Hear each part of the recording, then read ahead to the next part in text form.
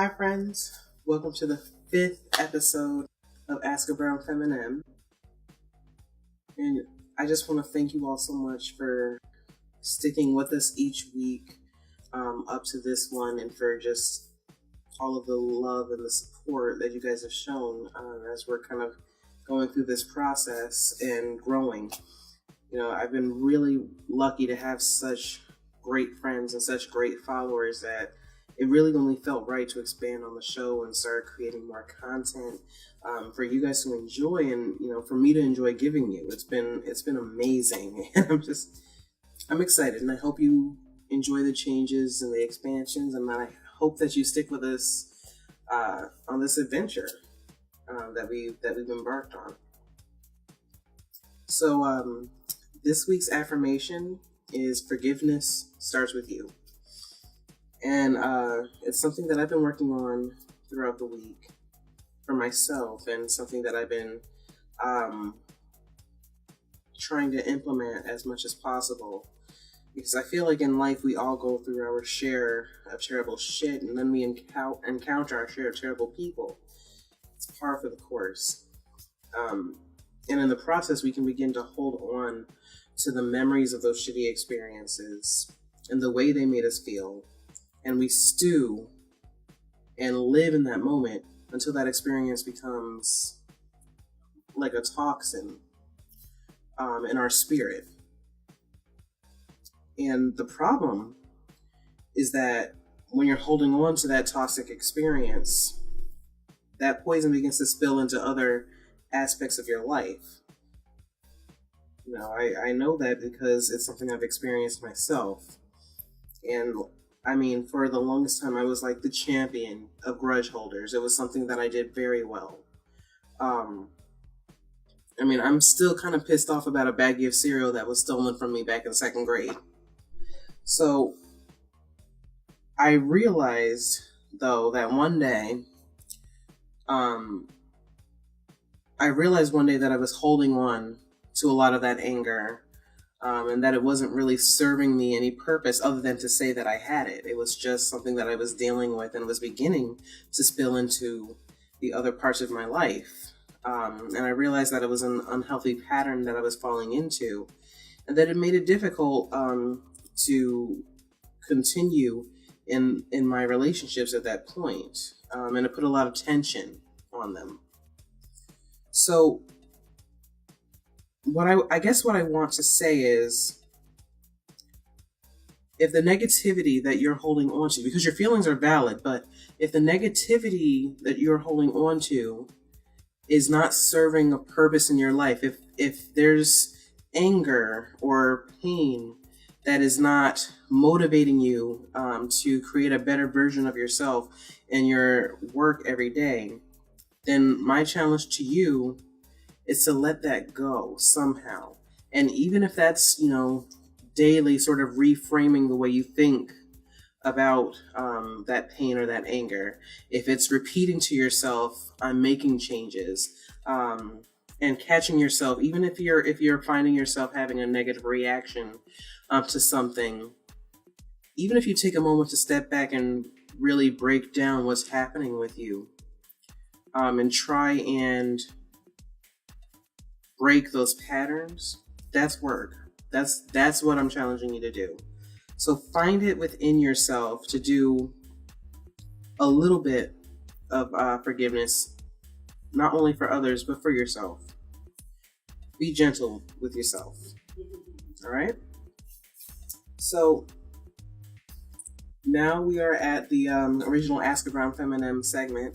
This is the portion in which we accept questions. A lot of them are anonymous. Some of them come in directly from folks who are emailing me. And it's always my pleasure to give people my take and to use my experience to shed a little bit of light, or at least, give a little perspective. So here we go. First question reads as follows. I just wanted to say that I'm excited about your show, and I'm doubly excited that you're expanding it. Here's my question. My concept of gender is based on disruption. I never feel more feminine than when I'm wearing a snug tuxedo. I feel it's dishonest calling myself non-binary, but I know that gender's a spectrum, and I'm likely closer to the non-normative end. So, since I know you identify as non-binary, I was wondering if you've always done so, and how you navigated those waters. So I actually was really excited to get this question. I love talking about gender. I love talking about LGBTQ plus issues and that sort of thing. So I tend to feel that NBs and like myself and gender nonconforming folks often fall under this genderqueer umbrella. But at the same time, I recognize that not everyone identifies that way. Not everyone wants to adhere to a label like that. So I never want to speak for others or push that label on anyone. But yeah, for me personally, being genderqueer wasn't something that I was immediately aware of. I mean, as far back as I can remember, I've had days where I definitely felt more masc than femme or vice versa. But at the time, being young coming up as an 80s baby, I feel like people attributed that more to being a tomboy, and so I sort of internalized that and felt, well, that's what this is. It's just being a tomboy. And then in my late 20s, as I began to read up more, as I began to widen my circle and speak to different people in different walks of life, I realized that what I was feeling was on a deeper level than being just a tomboy. That it was really a matter of expression and a feeling of deep feeling in my soul that I was not able to fit neatly into the category of what it is to be considered female in my culture. And so I started using the term non-binary at first, and then I moved to genderqueer because I feel like I definitely exist in both male and female zones, and my form of expression has a lot of subtle nuances to it. So I felt like genderqueer was a bit of a better fit for me. So, that's kind of the evolution of my labels thus far. Because there are definitely days where, I feel extremely masked, but I may still choose to wear a dress that day. And I feel like it's because I like to experiment with gender and our perceptions of it. So, that's just for me, but, I hope that makes sense. I feel like I've been rambling a little bit. Hopefully that makes sense. If not, write back and I can try and clarify that for you a little bit.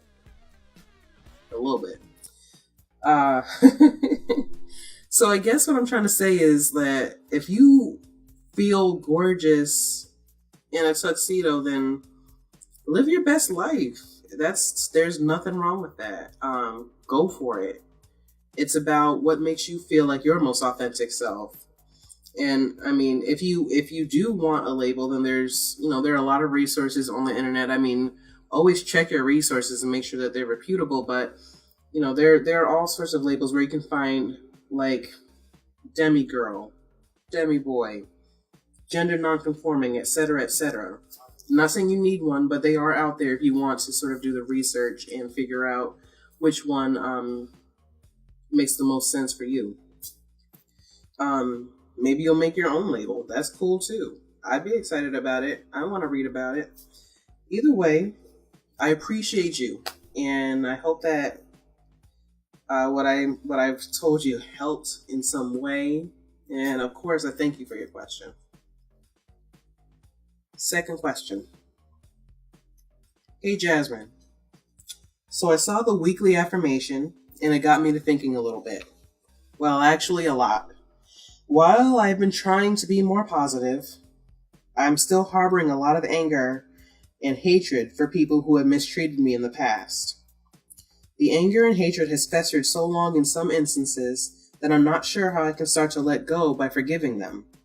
I can say the words, but I'm not sure if I can match the emotion to it, if that makes sense. I've dealt with physical abuse, emotional abuse, and bullying for the better part of my youth.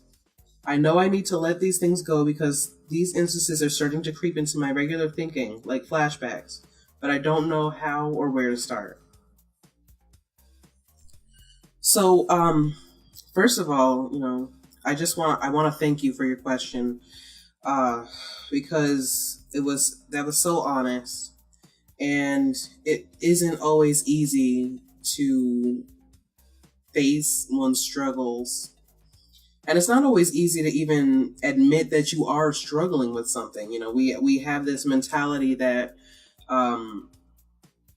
it's all or nothing. It's very black or white. So either you've achieved this great thing or you're a complete failure. And that's the mentality that we tend to have. But I think there's a lot to be said for the fact that you're making the effort and that you're aware of where your issues are. So I hope that you can take a little pride in that you're trying. I also want to let you know that those feelings are completely valid and completely understandable.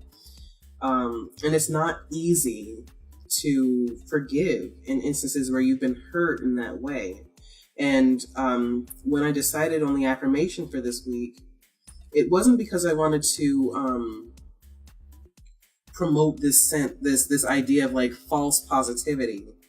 When I say forgiveness starts with you, what I mean is that you have to be gentle with yourself. You have to take a break from the negative talk that we often have, the internal dialogue that we often have, and remind yourself that as a human being, you are still learning. Your entire life is going to be spent learning and processing experiences and processing encounters with other people and trying to make sense of all of that information and using that to become a better version of yourself. So forgive yourself for making mistakes. Forgive yourself for not making it to that ultimate goal that day. You try a little bit every single day and you make that effort a little bit every day. And sometimes it'll be a leap. Sometimes it'll be, a single step. But you're doing something. You're working towards something. So, again, I feel like, yes, it's okay to be angry and it's okay to be hurt, especially after being mistreated. But the question is, what is the emotion doing for you? If it's festering, then I think it's time to examine where that pain has come from, and whether or not it can be resolved. And if it cannot be resolved, then it's a matter of practicing acceptance of the fact that that experience happened. It does not have to define who you are now or what you're doing at this point in your life. And then trying to figure out what lesson can be learned that will help you better yourself. And that's not to say that there's anything that you've done to earn abuse or earn mistreatment or earn bullying. What I mean is, what can you learn about yourself from the experience that you had? I feel like when we have remnants of pain like that, it's just so easy for them to become toxic. It's so easy to hold on to them. And then you have all of this real estate that within your spirit that's taken up by those negative emotions. And I wouldn't wish that on anybody, if that makes sense. I've definitely had to deal with abuse and bullying in my own life. And for a long time, I held on to it. And I became a harder version of myself. And I wasn't enjoying life the way that I wanted to. And so what I learned for myself, at least, was that I needed to be softer. I needed to be more open. I needed to trust more. And it wasn't easy at first. And I really had to move with purpose in my life. I had to start trusting people, even when it was uncomfortable for me to do so. I had to believe that the people around me wouldn't let me down. I had to believe that they did have my best interest at heart. And then I had to learn how to filter the people who did fit into that category of wanting the best for me and the people who did not. And that was another journey. That might even be another show, is sort of filtering the people who really belong in your circle without holding any of the resentment for the people who didn't make the cut. So, again, it's the act of forgiveness, especially with yourself, is the practice of being gentle with yourself a little bit every day, and accept that you're in the middle of a journey toward getting to your spiritual goal for yourself, your emotional goal for yourself, what have you. It's doable, and it's okay if you're not there right now. Keep working at it. So, I don't know. Hopefully that makes sense. I feel like we're digging into some emotional stuff, which I actually really enjoy. And it's definitely given me a little bit of something to chew on this week. But I hope that what I'm saying also makes sense to you. So yeah, I guess my suggestion would be try to find the people in your circle who are close to you right now. And try to lean into the fact that, yes, they love you. They want the best for you. And that you can trust them with your emotions. I would also suggest, finding someone to talk to. Hopefully, a professional therapist is something that you're able to obtain. But even if not, finding a friend, finding somebody who is close to you and who is trustworthy to talk through the emotions that you have after having those experiences. Because at the very least, speaking to someone and having that conversation is therapeutic in and of itself. And try and take some time to have pride in the positive things that you're able to do and feel. And every time that you do make a step in the right direction, every time that you find that, yes, you're a little bit less angry or you were able to trust someone, take a moment to really internalize that and understand that you are making progress. So, yeah, remember that your feelings are valid and that it takes time to work through them. And also remember that, other people's feelings are valid. So if you're having exchanges with people who are having a difficult time and it turns out to be a negative exchange, practice acceptance of the fact that the person on the other side also has valid emotions. And just because your emotions are negative in that moment doesn't mean that they can't be resolved. Stick it out, talk about it, and I think you'll find that nothing is insurmountable. So I hope that helps, friend, and good luck. Last question. Reads as follows. Hi. I've been dating a guy for about 3 months now, and while you would think that we would be in our honeymoon phase, we are having all sorts of issues. He's very physically needy, wanting to cuddle all of the time, even when I let him know I need my space. He wants to be together all of the time while I have 2 jobs, and sometimes I just want to come home and not talk to anyone. Sounds like every night for me.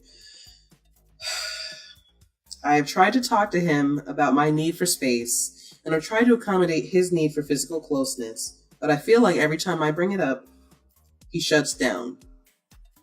I feel like he isn't hearing me. The other day, he sent me a text message saying he wanted to talk, and when I asked him what it was about, he wouldn't tell me, even though he knows I have anxiety. Girl.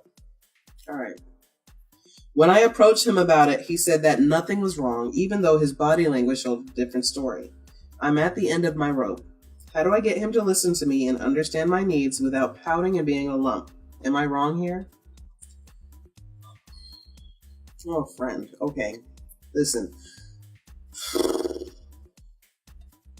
I feel like just throw the whole dude away. But I will give it the benefit of a doubt. Okay? I realize that not everybody understands how anxiety works. I realize that not everybody understands that they have to be accepting of other people's needs and wants as far as physical closeness and as far as physical intimacy. And as irritating as I find that, that's something that I have to practice radical acceptance of. So, that being said, it sounds like this guy really needs to step up his communication game. From what I'm reading here, it sounds like he doesn't try to speak to you about how he's feeling. Or if he does try to speak to you, then he says that he needs to talk to you and then just lets you simmer in that, which is, PSA, it's just not great for people with anxiety. Please don't do that to people. If you want to talk about something with someone, please be considerate enough to tell them when you have time to talk about it. I guarantee you that no one wants a text at 9 a.m. saying we need to talk, and then they don't get to talk about it with you until 9 that night. Nobody wants that. Nobody needs that. Please stop. That being said,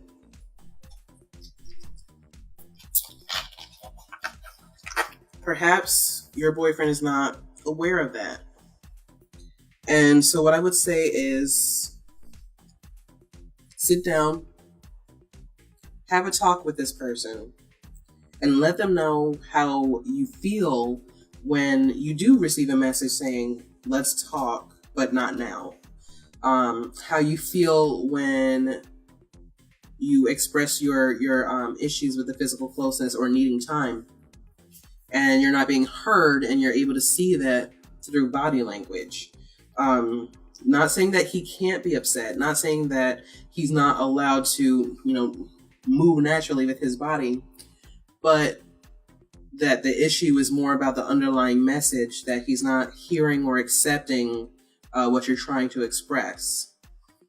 And the fact that you would probably need him to express how he's feeling using his words, which is something that, we are supposed to learn in preschool. Use your words.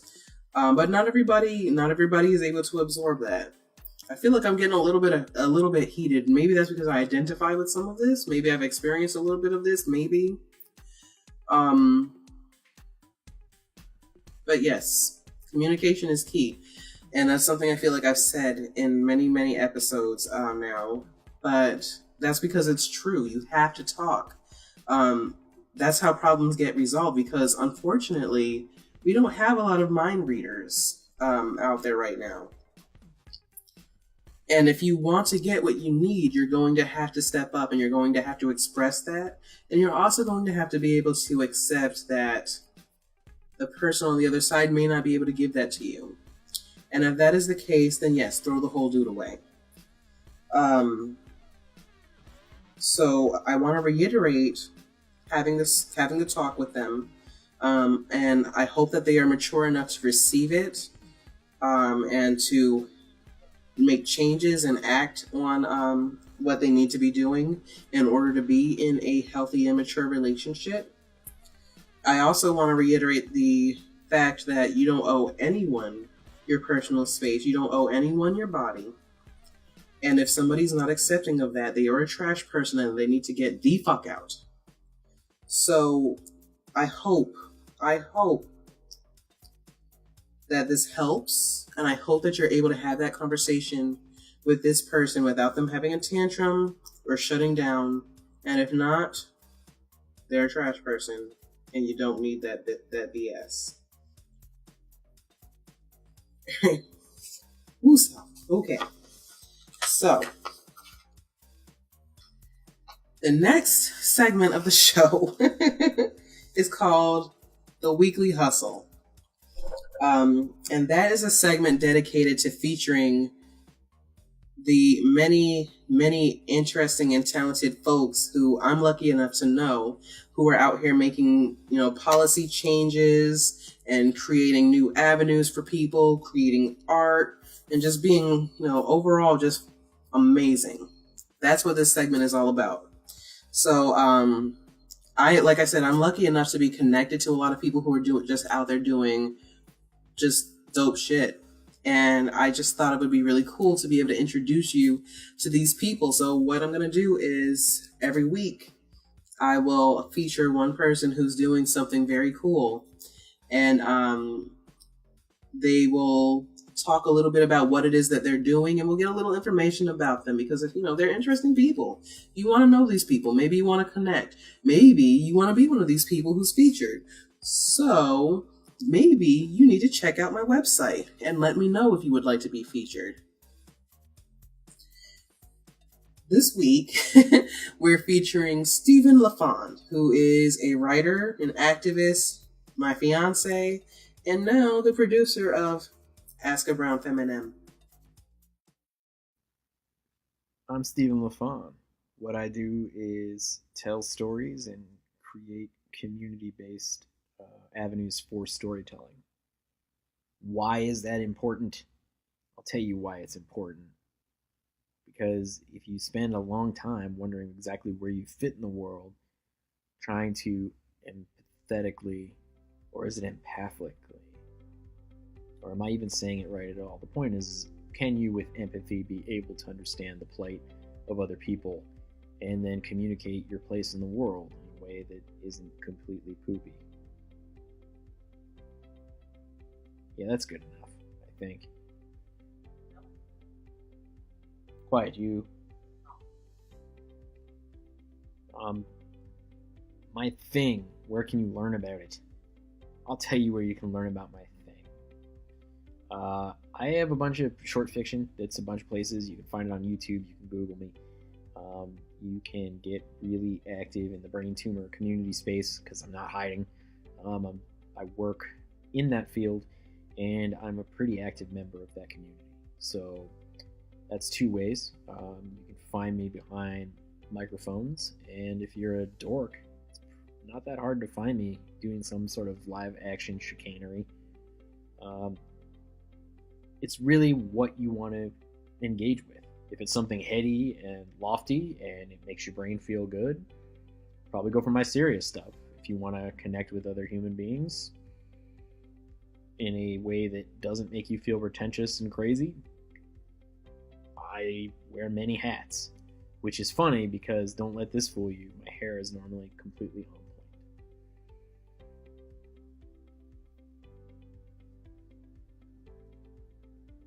So there's a question that was given to me by your Brown Feminem that's pretty loaded for anybody who knows me, and you're going to see it right there.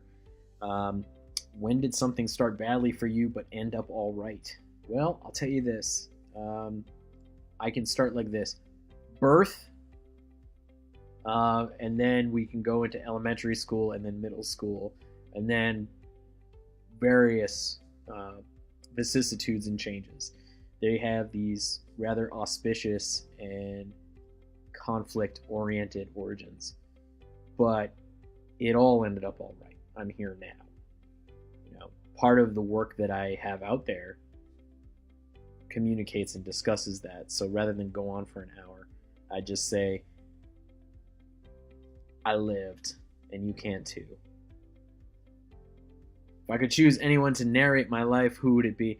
It would be cliche exactly the way that you would think. It would be Ron Howard's voice in his Arrested Development narrator character to basically contradict what else is going on. On the next Arrested Development.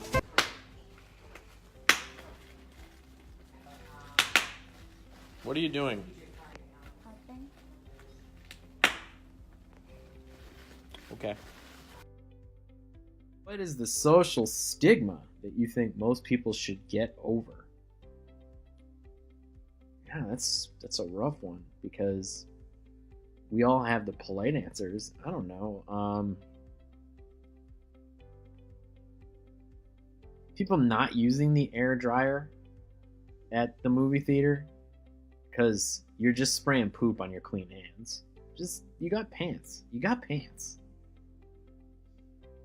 Where are some of the unusual places you've been and unusual things you've done? It's not as big and worth a pregnant pause as all that. One of my favorite places in the whole world is Norway. Bergen, fantastic. I got to see a Hulda dance and go about a bunch of ruins by a waterfall. And I got to see those really sweet crows they have over there with the white chests and the black wings. They're pretty cool. Probably it was the closest I actually felt connected to humanity in my life. And by that I mean the billions and billions of people, not the people that I regularly make out with. Oh, unusual things I've done. Let's see. What are some of the more unusual things I've done? I rode a mechanical bee as a child. That was fun.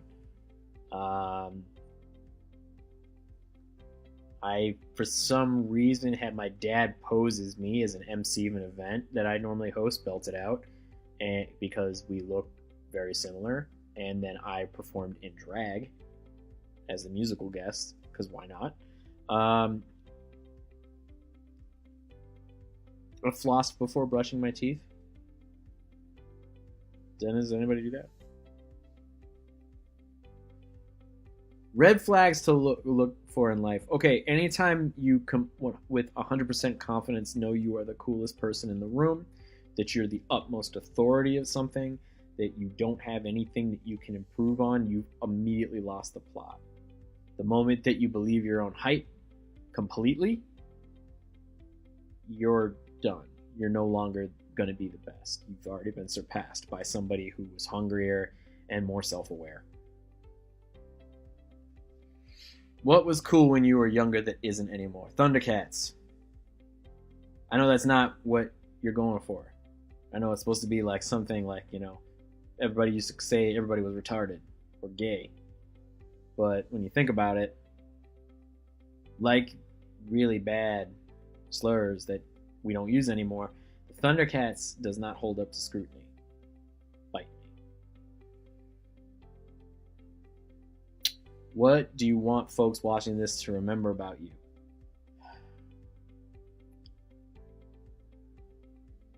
I don't think it's really important for you to remember me specifically. Just have some weird inkling in your heart to try to make amends for crappy things you might have done. Accurately and creatively express your place in society or its flaws or aspirations through some sort of art. And don't be an asshole.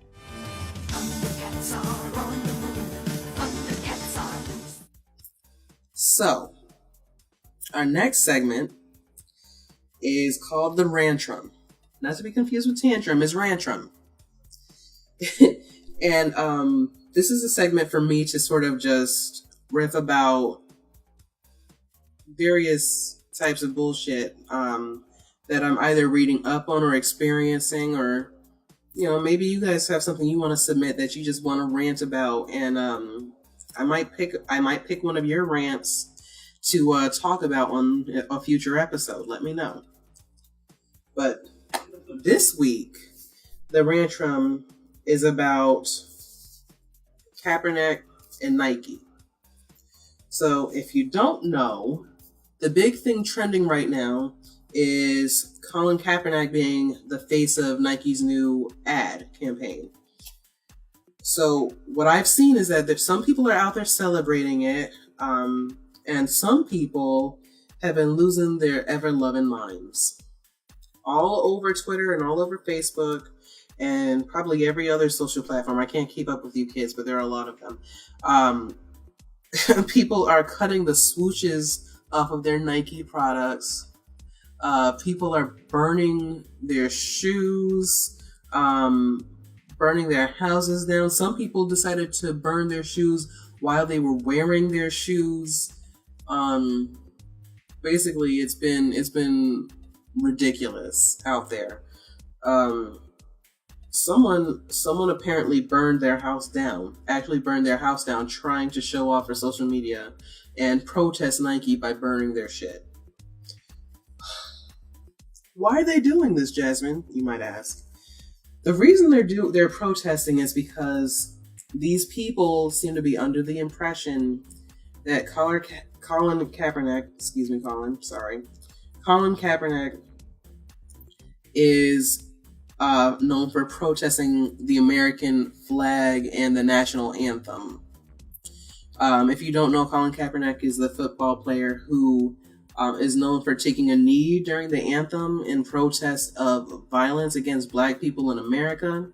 But for some reason, these people assume that Colin Kaepernick just fucking hates America. And so what's pissing me off is that rather than try to understand or try to absorb what Kaepernick has said and what other people have said about violence in America and how prevalent that is, especially for people of color, they assume that people are trying to attack a fucking flag and a fucking song that was written about glorifying a country that benefits old white men. And there are definitely some people in this country who feel like that is exactly how things should be. But at the very least, I don't understand why they refuse, or rather how they can refuse, to accept what Kaepernick has said about his own protest. And so, these fools, like I said, they're burning their stuff, they're cutting swooshes off of stuff, and it's aggravating me. But you know what? Fine. Cut your swooshes off. Burn the damn shoes. Burn your fucking feet. Live your life.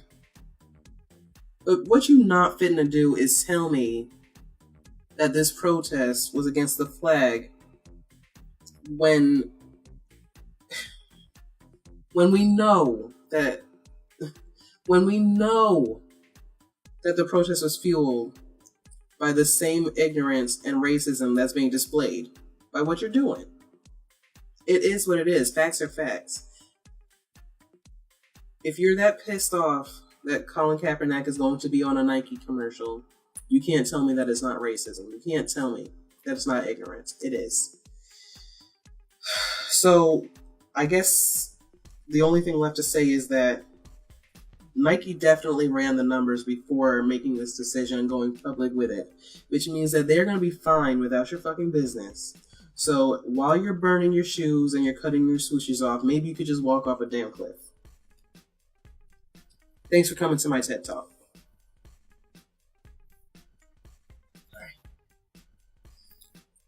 The last segment is called The Breakdown. Welcome. This is the part of the show where I explain a term or a concept that may be unfamiliar to people who are tuning in. So, this week, what I was hoping we could discuss is gender. And the whole idea of the breakdown is that it's going to be a very quick overview. So, I may not get to every single thing having to do with gender. I may not hit all of the nuances, but I just wanted to give an overview of a term. And it doesn't mean we can't revisit it later. So, gender. I know I have listeners who come from different age groups and different backgrounds, so I thought it would be a good idea to sort of put this on the table and clarify things since we've discussed it here and there in other episodes. So, many of us were taught in school that there are two genders in nature, male, female, right? Right. And many of us were taught that females have breasts and vaginas, and that males have penises and absolutely useless nipples, right? Right. So here's the thing. Gender has more to do with social perceptions and culture. And sex has to do more with biology. What we're talking about right now is gender, which is what? Social and cultural. So the idea of having a gender binary or just having two genders is outmoded, as are cassette tapes and the idea of stoning prostitutes. Gender has to do with the social and cultural constructs, which means that it can be fluid. So the reason that I say that is because ideas of gender can change over time in the same way that other social and cultural constructs do. For example, smoking has been considered both glamorous and revolting at different periods of time in American culture, largely because of the way smoking was portrayed in the media. You have, an old Hollywood actress walking into a room, smoking a cigarette and looking gorgeous, versus having, a cancer patient in the hospital talking to you about their 40-year smoking habit. So if the ideas and feelings connected to smoking can change over time, gender can also change over time because it is social and cultural. And I know that many of my followers do know this, but some of y'all don't. So if I have a bit of a pointed tone, that's why.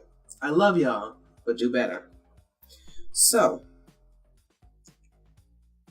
when speaking about gender, you have to also understand that there are people who don't feel at home in the confines of the binary. They don't feel at home either in male box or female box, and that's okay.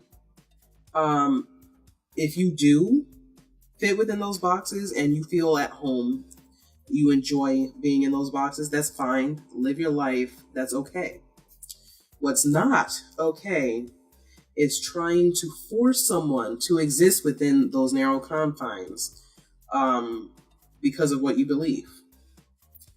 And the reverse is true. I'm sure you wouldn't want somebody stopping you on the street and telling you that your gender is invalid because of what I have been taught to believe. So the takeaway is this: gender can and does change. And we've moved away from the classic binary because society is changing. It will always change. It is what it is. It's all very human. So in short, don't be a dick. And now it's time to wrap up the show. Once again, thanks for joining me today on Ask A Brown Feminem. And I hope that the advice and these new segments have all been helpful and entertaining. If you would like to be featured on a future episode, all you have to do is go to the website and drop me a line. If you have comments on the questions or the things that we've discussed today, if you have a need for advice, check out askabrownfeminem.com and let me know. Let me know what's going on with you. And as always, you are appreciated.